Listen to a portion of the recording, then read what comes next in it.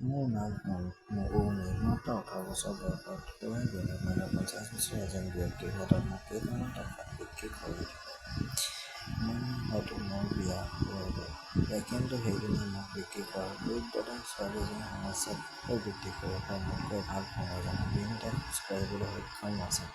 বিচনাত মোক কেনেকৈ সন্তুষ্ট কৰিব পাৰিব? মোৰ একমাত্ৰ ভুল আছিল যে মই দুখীয়া পৰিয়ালত জন্ম লৈছোঁ। সুৰাই মদৰ বাবে টকাৰ অভাৱ আছিল, গতিকে মোক বিক্ৰী কৰিলে হয় মোৰ ভাগ্য। কিন্তু সঁচা কথা ক'বলৈ গ'লে মই বিমলৰ ঘৰলৈ আহি ধনী মানুহ হৈ পৰিলোঁ। ইয়াত পানী খাবলৈ কঢ়িয়াই নিব লগা হোৱা নাছিল। চাকৰ নগলে সকলো কাম কৰিছিল। চমু দাঙি এই সাঁচি বাঁহীটো তুলিলে দৈনিক পানীৰ পাত্ৰটোত দিবলৈ চেষ্টা কৰিলোঁ। আনন্দৰ বাবে বাঁহী বাকী নাথাকিল। বিনোদৰো লাজ লাগিল। তেওঁ মোক ক'লে যে মোৰ প্ৰথম পত্নীৰ মৃত্যুৰ পিছত মই মোৰ ভাল দুখন ইমান ব্যৱহাৰ কৰিলোঁ যে মই এই অৱস্থাত উপনীত হ'লোঁ। মোৰ স্বামীৰ প্ৰতি কৰুণা হ'ল, কিন্তু মই কি কৰিব পাৰিলোঁ? কি কৰিম? সেই কেইদিনমানৰ পিছত স্বামী এজন ড্ৰাইভাৰ আহিলে, যিজন ২০ বছৰীয়া সৰু ল'ৰা আছিল। নাম মীৰ। মুখত শৰীৰ বৰ ধুনীয়া। মই তেওঁক দেখাৰ লগে লগে তেওঁৰ প্ৰেমত পৰিলোঁ। মোৰ স্বামী মোক ক'লে যে এতিয়া তেওঁ আমাৰ ঘৰৰ বাহিৰত থাকিব। মই সিদ্ধান্ত লৈছিলোঁ যে তেওঁ মোৰ চৰাইটো উৰি ফুৰাটো শান্ত কৰিব। এনেকৈ কেইদিনমান পাৰ হৈ গ'ল, কিন্তু মই তেতিয়াও মোৰ ফালে নাচালোঁ। কিন্তু তেওঁক দেখি মোৰ ভিতৰত ঈৰ্ষা জ্বলি উঠিল। এদিন দোকানলৈ গৈছিলোঁ। বাকী সকলো চাকৰি সেইদিনা কামলৈ অহাই নাছিল।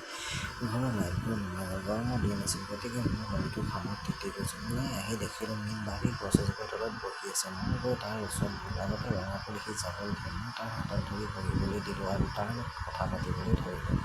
তেনেতে মোৰ ঘুমচি ওলোৱা শৰীৰটো লক্ষ্য কৰি মোৰ বুকুলৈ চাবলৈ ধৰিলে। তেতিয়া মই তেওঁক সুধিলোঁ, কি চাই আছা? সি ভয়খাই ক'লে, একো নাই।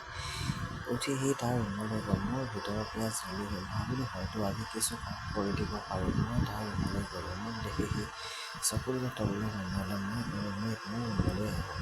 মোৰ কিছু কাম আছে। ঘৰত কফি খাম। বেচেৰাটো মোৰ পিছে পিছে মোৰ কোঠালৈ সোমাই আহিল। দুৱাৰখন বন্ধ কৰি ক'লোঁ, কোৱা মীৰ, কি চাই আছিলা? মোৰ ভৰিৰ ওচৰত পৰি তেওঁ ক্ষমা খুজিব ধৰিলে আৰু ক'লে, মোৰ ভুল হ'ল। অনুগ্ৰহ কৰি এই কথা মালিকক নক'বা। নক'লে মোক উলিয়াই দিব। তুমি যি শাস্তি বিচৰা শাস্তি মোক দিয়া। মই তেওঁক তুলি লৈ বিচনাত বহিবলৈ দি মোৰ কুকুৰ আৰু চৰাই দুটা উলিয়াই আনি ক'লোঁ যে তোমাৰ শাস্তি মোৰ কুকুৰ ৰখাই মোৰ চৰাইৰ পিয়াহ নিবাৰণ কৰিব। মোৰ এই কাম কৰা দেখি মীৰ স্তম্ভিত হৈ ক'লে, কি কৰি আছা? মই এতিয়া নিজকে ৰখাব নোৱাৰোঁ। মই ক'লোঁ, চোৱা মীৰ, মালিকৰ লগত একো হ'বনে আৰু মোৰ জীৱনটো নষ্ট কৰি দিছে। তুমি মোৰ পিয়াহ নিবাৰণ কৰা। এই কথা শুনি মোৰ ওপৰত আক্ৰমণ কৰি মোৰ চৰাইটোক টুকুৰা কৰি পেলালে। মই এতিয়া মোৰ মৰণ বিচাৰি পাইছিলোঁ আৰু ইয়াৰ পিছত যেতিয়াই মন যায় মীৰক মাতি কৰোঁ।